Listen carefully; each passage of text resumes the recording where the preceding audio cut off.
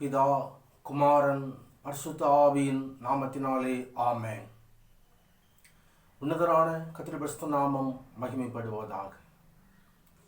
அருமையான வேத பாட வகுப்பிற்கு அருமையான திருச்சபையின் பிள்ளைகளை அன்போடு கூட இயேசு கிறிஸ்துவின் நாமத்தில் வரவேற்கிறேன். அருமையான கொடுக்கப்பட்ட நாட்களிலும் கர்த்தருடைய வேதத்தை தியானித்து அவருடைய வருகைக்கு ஆயத்தமாகும்படி அன்போடு கூட அழைக்கப்படுகிறோம். இந்த திருச்சபையை சார்ந்தவர்களாக இருந்தாலும் ஒருவேளை திருச்சபையை சாராதவர்களாக இருந்தாலும் இந்த வேத பாட வகுப்பிலே கலந்து கொள்ளலாம்.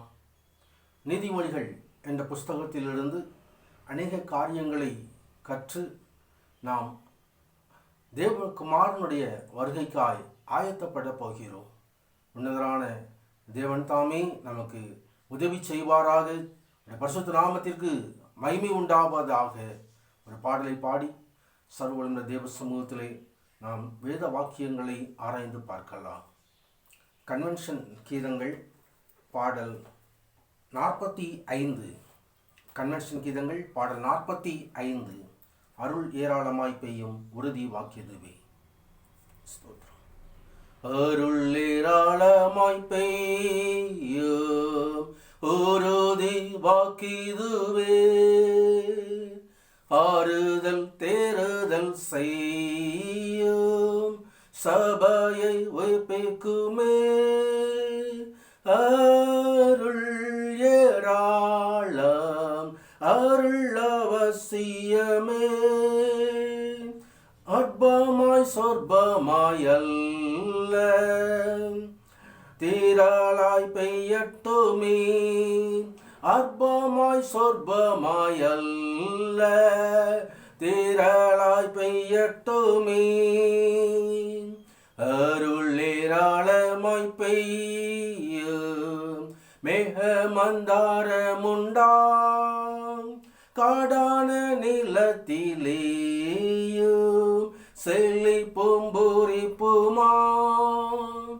அருள் ஏராளம் அருள் அவசியமே, அற்பமாய் சொற்பமாய் அல்ல திரளாய் பெய்யட்டுமே. அற்பமாய் சொற்பமாய் அல்ல திரளாய் பெய்யட்டுமே. மகாபரிசுத்தமும் கிருபையும் இருந்த அன்பின் பரலோக பிதாவே, தர்மையான வேத பாட வகுப்புக்காக ஆண்டவரே நமக்கு நன்றி செலுத்துகிறோம். கர்த்தருடைய ஆவியானவர் வேதத்தை எங்களுக்கு எழுதி தந்தவர். தகப்பனே, பரிசுத்த ராஜாவே, அந்தந்த காலத்தில் தேவதாசர்களை கொண்டு வேத எழுத்துக்களை எங்களுக்காக எழுதி தந்திருக்கிறீங்களப்பா.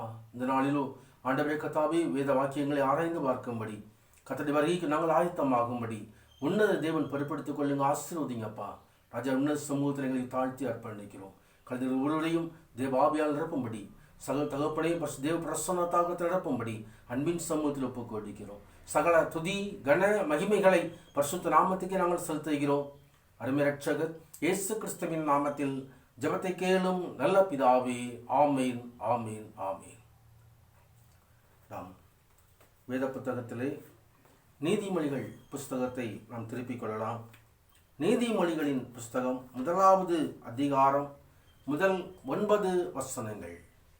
நீதிமொழிகள் 1ஆம் அதிகாரம் முதல் 9 வசனங்கள் நான் வாசிக்கிறேன். நீங்களும் வேத புத்தகத்தை வைத்திருந்தால் அதை திறந்து என்னோட கூட அந்த பகுதியை வாசிக்கும்படி அன்போடு கேட்டுக்கொள்கிறேன். தாவீதின் குமாரனும் இஸ்ரவேலின் ராஜாவாகியுமே சாலமோனின் நீதிமொழிகள். இவைகளால் ஞானத்தையும் போதகத்தையும் அறிந்து புத்திமதிகளை உணர்ந்து விவேகம், நீதி, நியாயம், நிதானம் என்பவைகளை பற்றிய உபதேசத்தை அடையலாம். இவைகள் பேதைகளுக்கு வினாவையும் வாலிபருக்கு அறிவையும் விவேகத்தையும் கொடுக்கும். புத்திமான் இவைகளை கேட்டு அறிவில் தேறுவான். விவேகி நல்ல ஆலோசனைகளை அடைந்து நீதிமொழிகளையும் அதன் அர்த்தத்தையும் ஞானிகளின் வாக்கியங்களையும் அவர்கள் உரைத்த புதை பொருட்களையும் அறிந்து கொள்வான். கர்த்தருக்கு பயப்படுதலே ஞானத்தின் ஆரம்பம். மூடர் ஞானத்தையும் போதகத்தையும் அசட்டை பண்ணுகிறார்கள். என் மகனே, உன் தகப்பன் புத்தியை கேள், உன் தாயின் போதகத்தை தள்ளாதே. அவைகள் உன் சிரசுக்கு அலங்காரமான முடியும், உன் கழுத்துக்கு சரப்பணியுமாய் இருக்கும் என்பது. வாசிக்கும்படியாக குறிக்கப்பட்ட பரிசுத்த வேத பகுதி வாசித்து முடிந்தது. உன்னதரான கர்த்தருடைய பரிசுத்த நாமம் மகிமைப்படுவதாக. இந்த நீதிமொழிகளில் கடைசி 2 அதிகாரங்களை தவிர மற்ற எல்லா அதிகாரங்களையும் தாவீதின் குமாரனாயிருந்த இஸ்ரவேலின் ராஜாவாயிருந்த சாலமோன் ராஜா எழுதி தந்தவைகள். கர்த்தருடைய பரிசுத்த நாமம் மகிமைப்படுவதாக. இந்த நீதிமொழிகள் உள்ள எல்லா அதிகாரங்களையும் ஒவ்வொரு வேதப்பாட வகுப்பிலும் நாம் தியானிக்கப் போகிறோம். இந்த முதல் நாளிலே இந்த முதல் அதிகாரத்தில் உள்ள வசனங்களை தியானித்து தேவ சமூகத்திலே தேவனுடைய விசேஷித்த ஆசீர்வாதத்தை நாம் பெற்றுக்கொள்ள ஏதுவாக இந்த நாளிலும் கிருபை செய்கிற தேவன் நம்மோடு இருக்கிறார். நீதிமொழிகளை ஆக்கியோன் சாலமோன் ராஜா. அவர் தேவனிடத்திலிருந்து ஞானத்தை பெற்றுக்கொண்டவர். ராஜாவாக தகுதியில்லாத நிலைமையிலும் தேவனாய் கர்த்தர் கொண்ட சித்தத்தின்படி தன்னை ராஜாவாக்க முன்வந்தபடியினாலே தேவ சமூகத்திலே ஆளுகை செய்யக்கூடிய ஞானத்தை, ராஜாக்களுக்கு உண்டாகிற ஞானத்தை கர்த்தரிடத்திலே அவர் கேட்டார். இரவிலே சொப்பனத்திலே தேவன் தரிசனமாக்கும் போது உனக்கு என்ன வேண்டும் என்று கேட்கும் பொழுது எனக்கு ஞானமுள்ள இருதயத்தை தாரும் என்று கேட்ட ஜெபம் கர்த்தருக்கு அது உகந்த விண்ணப்பமாய் இருந்தது. எனவேதான் இந்த ராஜா கேட்ட ஞானத்தையும் கேளாத ஐஸ்வர்யத்தையும் சமாதானத்தையும் கனத்தையும் உன்னத தேவன் கட்டளையிட்டார் என்று சொல்லி 1 ராஜாக்கள் 3ஆம் அதிகாரம் 5வது 9வது 10வது வசனங்களிலே தெரிவிக்கப்பட்டிருக்கிறது. கர்த்தருடைய பரிசுத்த நாமம் மகிமைப்படுவதாக. ஞானம் என்று சொல்லும் பொழுது உலகத்திலே 3 வகையான ஞானங்களை குறித்து 3 வகையான ஞானங்கள் உண்டு என்பதை குறித்து ஞானத்தை குறித்து அநேகர்கள் வெளிப்படுத்துவார்கள். தமிழிலே ஞானம் என்ற ஒரே வார்த்தை இருக்கிறது. ஆனால் எபிரேயத்திலே 3 வகையான வார்த்தைகள் உண்டு. முதலாவது வார்த்தை ஒரு மனிதனில் உண்டான இயல்பான ஒரு ஞானத்தை அது குறிக்கிறது. அது எல்லா உயிரினங்களுக்கும் ஒரு ஞானத்தை தேவனாயத்தில் வைத்திருக்கிறார். எப்படி செயல்பட வேண்டும் என்று சொல்லி ஞானம் கொடுக்கப்பட்டிருக்கிறது. அது இயல்பாகவே உள்ள ஞானம். இரண்டாவதாக மனிதர்களுக்கு என்று சொல்லி கற்று தேறுகின்ற ஞானம். அநேக புத்தகங்களை படிப்பதினால், அநேகருடைய புத்திமதிகளை கேட்பதினால், அநேக காரியங்களை ஆராய்ந்து பார்ப்பதினால் உண்டாகிறதான ஒரு ஞானம். 3வது ஞானமாகிய தேவனிடத்திலிருந்து வருகிறதான ஞானத்தை அந்த ஞானம் என்று சொல் குறிப்பிடுகிறது. இந்த 3வது தேவனிடத்திலிருந்து அருளப்படுகிறதான ஞானம், தேவ ஞானம், அதை சோமாக் என்று சொல்லி எபிரேயத்திலே குறிப்பிடுவார்கள். கிரேக்கத்திலே சோஃபியா என்று சொல்லி குறிப்பிடுவார்கள். அது தேவ ஞானத்தை குறிக்கிறது. பரலோக தேவன் அருள்கிறதான ஞானத்தை குறிக்கிறது. அந்த ஞானத்தை தான் சாலமோன் ராஜாவுக்கு சர்வ வல்லமையுள்ள தேவன் அருளி செய்தார்.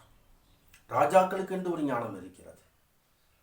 அருமையான வேதப்பாட வகுப்பிலே கலந்துடைய அருமையான தேவனுடைய பிள்ளைகள் தேவ ஞானத்தை வாஞ்சிக்க வேண்டும்.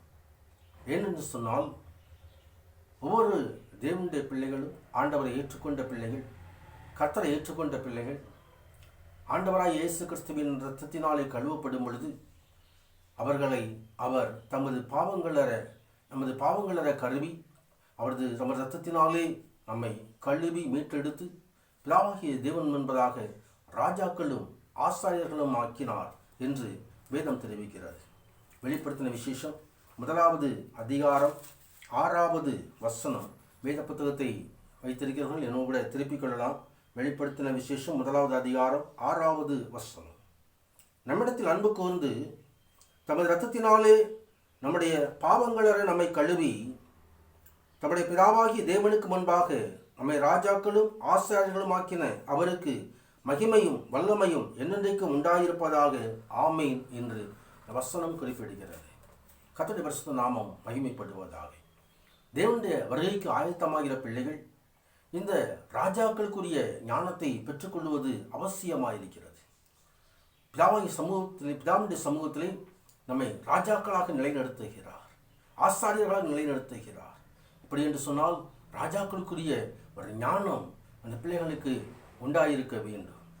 ராஜாவாக இருக்கும்படி, இஸ்ரவேல் தேசத்திற்கு முதல் ராஜாவாக இருக்கும்படி உன்னத தேவன் தாமே சவுல் என்ற வாலிபனை அழைத்து அந்த ராஜாவாக நியமித்தார். ஆனால் அந்த மனிதன் ஞானத்தை வாஞ்சிக்கவில்லை. சாலமோன் ராஜாவை போல ஒரு ஞானத்தை தாரும் என்று கேட்கவில்லை. அந்த மனிதனுக்கு ஞானம் உண்டாயிருக்கவில்லை. எனவேதான் தேவன் கொடுத்த கட்டளைகளுக்கு கீழ்ப்படியாமற் போய் அந்த அவனுக்கு கொடுக்கப்பட்ட அந்த ராஜ அபிஷேகம் நிலைநிற்கவில்லை. அந்த வாழ்க்கை தோல்வியிலே முடிந்து விட்டது. சவுல் என்ற ராஜா, முதல் ராஜா, அவனுடைய வாழ்க்கை தோல்வியில் முடிய காரணம் அவனுக்கு ஒரு ஞானம் இல்லாமல் போயிற்று. பொற்காலத்திலே எந்த காரியங்களையும் எடுக்க வேண்டாம் என்று சொன்ன பொழுது அவன் அந்த இருக்க மிருக ஜந்துகளிலே, மிருக ஜீவன்களிலே கொழுப்பானவைகளை, நல்ல சிறப்பானவைகளை எடுத்துக்கொண்டார். கர்த்தருடைய பார்வைக்கு அது உகந்ததாக இருக்கவில்லை. ராஜாவினுடைய ஸ்தானத்திலிருந்து அவர் தள்ளப்பட்டு போனார். ராஜாபிஷேகம் கொடுக்கப்பட்ட மனிதன்தான். தம் தீர்க்கதரிசியாகிய சாமுவேலை கொண்டு ராஜாவாக, இஸ்ரவேல் ராஜாவாக அவர் அபிஷேகம் பண்ணியிருந்தார். ஆனால் அந்த ராஜ அபிஷேகம் அவனை ஜெயமாய் நடத்தவில்லை. காரணம் என்ன என்று சொன்னால் அந்த ஞானம் அந்த ராஜாவுக்கு இல்லாதிருந்தது. கர்த்தருடைய பரிசுத்த நாமம் மகிமைப்படுவதாக. நாம் தேவனுடைய சமூகத்திலே கடைசி வரை, இறுதி வரை நிலைத்திருந்து பிதாவுடைய சமூகத்திலே ஜெயமாய் ஒரு ராஜாவாய் நிலைநிறுத்தப்பட வேண்டுமானால் நமக்கு ஒரு ஞானம் அவசியமாயிருக்கிறது. இந்த ஞானத்தை தான் நீதிமொழிகள் புஸ்தகத்திலே பரிசுத்த ஆவியான தாமே இந்த சாலமோன் ராஜாவை கொண்டு நமக்கு எழுதி தந்திருக்கிறார். கர்த்தருடைய பரிசுத்த நாமம் மகிமைப்படுவதாக. ஆம், இந்த ஞானத்தை பெற்றுக்கொள்ளும்படியாக அழைக்கப்படுகிறோம். இந்த முதல் அதிகாரத்தை இந்த நாளிலே உங்களுக்கு நேரம் கிடைக்கும் பொழுதெல்லாம் மீண்டும் மீண்டுமாக வாசித்து தியானித்து அதில் ஆசீர்வாதத்தை சுதந்திரத்துக் கொள்ளும்படி அன்போடு கூட அழைக்கப்படுகிறீர்கள். கர்த்தருடைய பரிசுத்த நாமம் மகிமைப்படுவதாக. ஆம், முதல் 4 வசனங்களிலே இந்த நீதிமொழிகளை படிப்பதினால் என்னென்ன நன்மைகள் உண்டாகும் என்பதை குறித்து அவைகள் தெரிவிக்கிறது. இவைகளால் ஞானத்தையும் போதகத்தையும் அறிந்து புத்திமதிகளை உணர்ந்து விவேகம், நீதி, நியாயம், நிதானம் என்பவைகளை பற்றிய உபதேசத்தை அடையலாம். கர்த்தருடைய நாமம் மகிமைப்படுவதாக. புத்திமானாக இருந்தால் அறிவில் தேரக்கூடிய ஒரு ஞானத்தை சர்வ வல்லமையுள்ள தேவன் இதன் மூலமாக கட்டளையிடுகிறார். கர்த்தருடைய பரிசுத்த நாமம் மகிமைப்படுவதாக. விவேகி நல்ல ஆலோசனைகளை பெற்றுக்கொள்ளக்கூடும். ஞானிகள் உடைத்த புதைப்பொருளை எல்லாம் அறிந்து கொள்ளலாம். கர்த்தருடைய பரிசுத்த நாமம் மகிமைப்படுவதாக. ஆம், இந்த ஞானத்தை பெற்றுக்கொள்ள வேண்டுமானால் இதுக்கு ஒரு ஆரம்பம் இருக்கிறது. இந்த ஆரம்பத்தை நாம் இந்த நாளிலே கற்றுக்கொள்ள வேண்டியவர்களாக இருக்கிறோம். கர்த்தருடைய பரிசுத்த நாமம் மகிமைப்படுவதாக. ஆரம்பம் என்ன என்று சொன்னால் கர்த்தருக்கு பயப்படுதலே ஞானத்தின் ஆரம்பம் என்று 7வது வாக்கியம் தெரிவிக்கிறது. கர்த்தருக்கு பயப்படுதலே ஞானத்தின் ஆரம்பம். ஞானத்தை பெற்றுக்கொள்ளக்கூடிய ஒரு மனிதன் கர்த்தருக்கு பயப்படுகிற ஒரு மனிதனாய் இருக்க வேண்டும். கர்த்தருடைய பரிசுத்தமாகப்படுவதாக. கர்த்தருக்கு பயப்படுதல் என்றால் என்ன என்று சொல்லி அதே நீதிமொழியின் புஸ்தகம் 8வது அதிகாரம் 13வது வசனம் மற்றும் 16வது அதிகாரம் 6வது வசனம் தீமையை வெறுப்பதே கர்த்தருக்கு பயப்படுகிற பயம் என்று குறிப்பிடுகிறது. தீமைகளை வெறுக்க வேண்டுமானால், எவைகள் தீமைகள் நன்மைகள் என்று அறிய வேண்டுமானால் கர்த்தருடைய வார்த்தை நமக்கு அவசியமாயிருக்கிறது. ஆம், கர்த்தருடைய வார்த்தையின்படி நடக்கும் பொழுது, கர்த்தருடைய வார்த்தை கீழ்ப்படியும் பொழுது ஞானத்தின் ஆரம்பமாயிருக்கிறது. ஆபிரகாம் என்று சொல்லப்படுகிற ஒரு மனிதனை தேவனாய கர்த்தர் அழைத்தார். இதோ அந்த மனிதன் தனக்கு முன்பாக ஒரு பயப்படுகிற ஒரு மனிதனாக இருக்கிறானா என்று சொல்லி சோதித்தறியும்படியாக நீண்ட நாள் காத்திருந்து பெற்றுக்கொண்ட ஒரு குழந்தை, நீண்ட நாள் காத்திருந்து பெற்றுக்கொண்ட ஒரே மகனை, ஈசாக்கு என்று சொல்லப்படுகிற மகனை நான் காட்டுகிற மலையிலே போய் பலியிடு என்று சொப்பனத்தில் சொன்ன பொழுது அதிகாலையிலே எழுந்து வார்த்தைக்கு கீழ்ப்படிந்து இதோ தேவன் காட்டிய மோரிபாவாலைக்கு சென்று பலிபீடத்தை ஆயத்தப்படுத்தி அதில் விறகுகளை அடுக்கி தன் மகனை ஈசாக்கை அந்த பலிபீடத்திலே கட்டி பலியிடும்படியாக கத்தியை ஓங்கின பொழுது, நிறுத்து என்று சொல்லி, நீ இப்பொழுது தேவனுக்கு பயப்படுகிற மனுஷன் என்று நான் கண்டுகொண்டேன் என்று இந்த சோதனையிலே அந்த ஆபிரகாமுடைய கர்த்தருக்கு பயப்படுதலை தேவனாய் கர்த்தர் தாமே தெரிந்து கொண்டார். கர்த்தர் பரிசுத்தமாகப்படுவதாக. எனவேதான் ஆபிரகாம் நீதிமான் என்று அழைக்கப்படுகிறார். ஆபிரகாமுக்கு இருந்த விசுவாசம், ஆபிரகாமுக்கு இருந்த ஒரு ஞானம் கர்த்தர் பரிசுத்தமாகப்படுவதாக அவனை ஜாதிகளுக்கு விசுவாச தகப்பனாக கொண்டு சென்றது. கர்த்தர் பரிசுத்தமாகப்படுவதாக. அந்த காலவெளியிலும் தர்மையான இந்த வாக்கியங்களை தியானிக்கிற இந்த நேரத்திலும் கர்த்தருக்கு பயப்படுகிற பயம் அது ஞானத்தின் ஆரம்பமாக இருக்கிறது. இதனாலே கர்த்தருக்கு பயப்படுகிற பயம் உண்டோ, ஆண்டவருடைய வார்த்தைக்கு முழுமையாக நான் கீழ்ப்படுகிறேனோ என்று சொல்லி ஆராய்ந்து பார்க்கும்படியாக அழைக்கப்படுகிறோம். கர்த்தருடைய வார்த்தை என்ன சொல்கிறதோ முழுமையாய் கீழ்ப்படிந்தோம் என்று சொன்னால் ஞானத்தின் ஆரம்பம் நம்மிலே உண்டாயிருக்கிறது. ஆண்டவருடைய வார்த்தைகளுக்கு முழுமையாய் கீழ்ப்படியும்படி இந்த அருமையான வேதப்பாட வகுப்பிலே நாம் கற்றுக்கொள்கிறவர்களாயிருக்கிறோம். என் மகனே என்று சொல்லி தொடர்ந்து ஆண்டவராகிய தேவன் தன் பிள்ளைகளுக்கு அவர் ஞானத்தை குறித்த உபதேசத்தை, அதனால் வருகின்றதான அருமையான பாக்கியத்தை தெரிவிக்கிறார். தொடர்ந்து வாசிக்கும் பொழுது அந்த 11வது வசனத்திலிருந்து 19வது வசனம் வரைக்கும் ஞானத்தை விரும்பாத பிள்ளைகளுடைய வாழ்க்கையில் வருகிறதான பாவ காரியங்களை குறித்து, அதற்கு உண்டாயிருக்கிற தொடர்ந்து வருகிறதான சாப காரியங்களை குறித்து வேதம் தெரிவிக்கிறது. அங்கே எப்படியெல்லாம் பாவங்கள் மனிதனை ஆட்கொள்கிறது என்று சொல்லி அங்கே வேத வசனம் எச்சரிப்பை கொடுக்கிறது. இந்த அருமையான கடைசி நாட்களிலும் பாவம் பெருகியிருக்கிறதை பார்க்கிறோம். எங்கேயும் பாவம் தலைவிரித்து ஆடுகிறதை பார்க்கிறோம். பாவம் எல்லை மீறும் பொழுது தேவனுடைய கோபாக்கினை கொண்டு வந்து விடுகிறது, மனிதனுக்கு அழிவை கொண்டு வந்து விடுகிறது. அப்படிப்பட்ட சூழ்நிலையிலே இந்த நாளிலே உலகம் கடந்து சென்று கொண்டிருக்கிறது. இந்த நாளிலும் தேவனுடைய எச்சரிப்பு ஞானத்தை விரும்பாத பிள்ளைகளுக்கு, தேவனுடைய வார்த்தைகளுக்கு கீழ்ப்படியாய் விரும்பாத பிள்ளைகளுக்கு தேவன் எச்சரிப்பை தருகிறார். கர்த்தருடைய பரிசுத்த நாமம் மகிமைப்படுவதாக. ஆம், தேவ ஞானமானது வெளியிலே நின்று சத்தமிட்டு கூப்பிடுகிறது, வீதிகளிலே நின்று சத்தமிட்டு கூப்பிடுகிறது.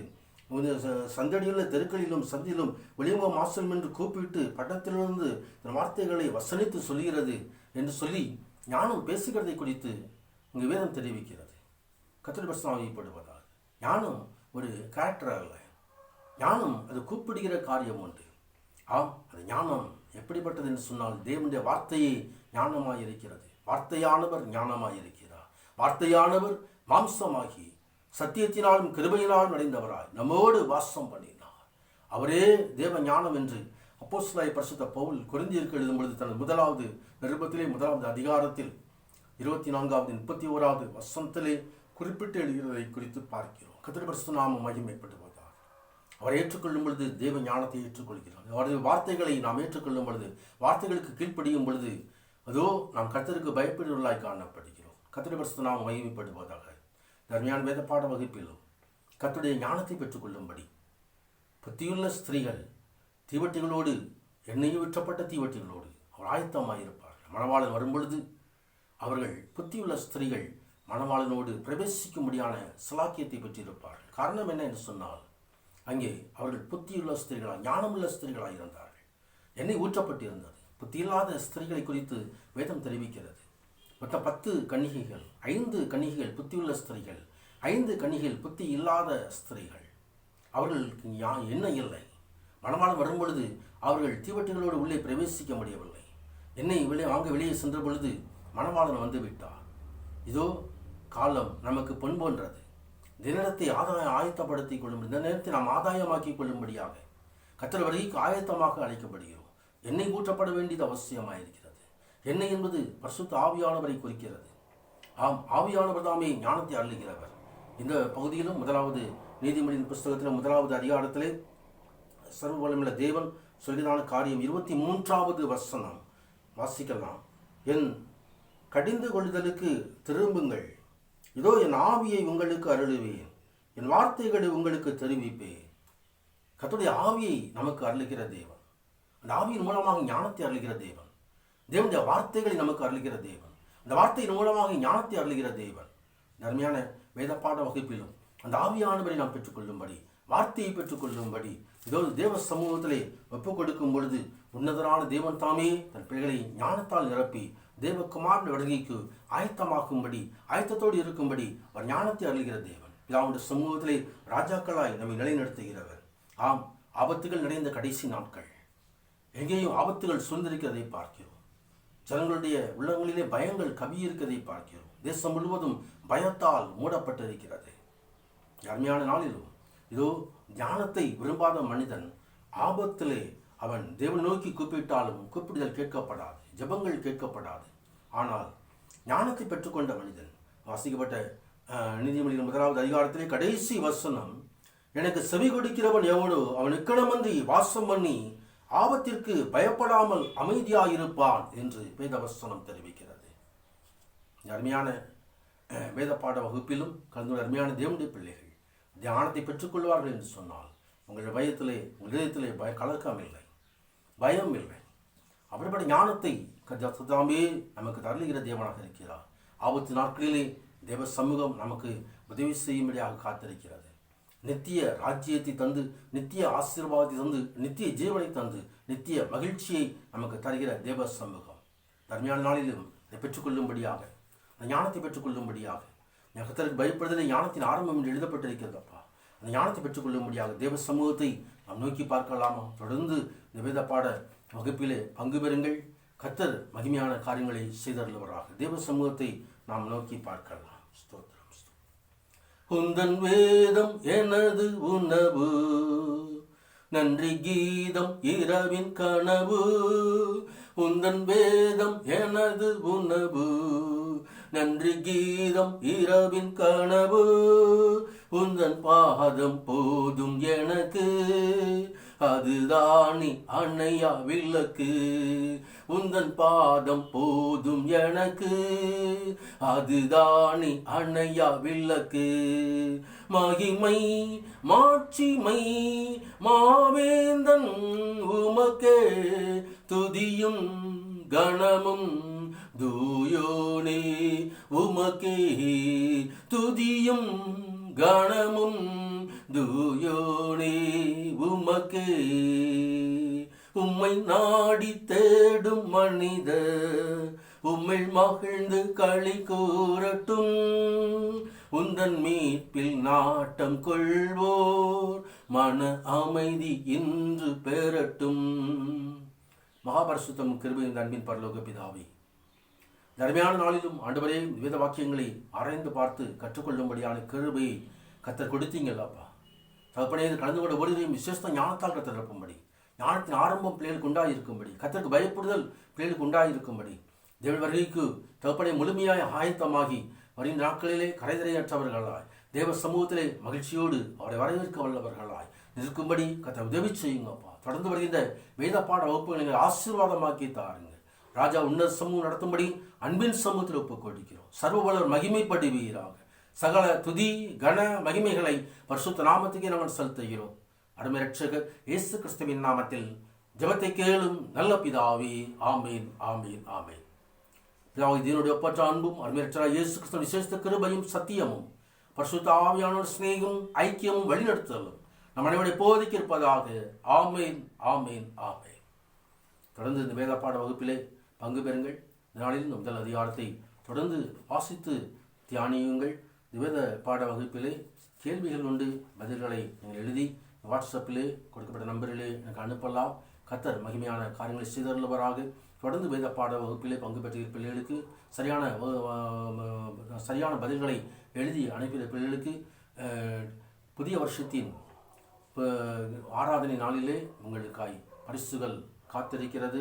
கர்த்தர் நாமே உங்களை ஆசீர்வதிப்பாராக. வாட்ஸ்அப்பிலே நீங்கள் எனக்கு பதில்களை அனுப்பும் பொழுது உங்களது ஃபோன் நம்பரையும் அதில் இணைத்து அனுப்பும்படி, அதற்கு உங்களது முகவரியும் அதில் இணைத்து அனுப்பும்படி அன்போடு கேட்டுக்கொள்கிறேன். முதலாவது கேள்வி, நீதிமொழிகள் புஸ்தகம் 1வது அதிகாரத்திலிருந்து இந்த கேள்வி கொடுக்கப்படுகிறது. கர்த்தருடைய பரிசுத்த நாமம் மகிமைப்படுவதாக.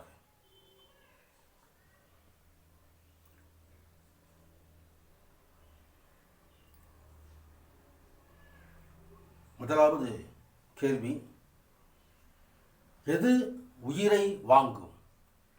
எது உயிரை வாங்கும்? இதுவே முதல் கேள்வி. இரண்டாவது கேள்வி, எது அவர்களை அழிக்கும்? எது அவர்களை அழிக்கும்? இது இரண்டாவது கேள்வி. 2 கேள்விகளுக்கும் பதில் எழுப்பி வாட்ஸ்அப்பில் அனுப்புங்கள். தொடர்ந்து வேத பாட வகுப்பிலே பங்கு பெற்று தேவகுமார் வருகைக்கு ஆயத்தமாகுங்கள். மற்றவர்களுக்கும் இந்த வேத பாட வகுப்பு, ஆன்லைன் வேத பாட வகுப்பை அறிமுகப்படுத்துங்கள். தாமே உங்களை ஆசீர்வதிப்பாராக. ஆமென், ஆமென்.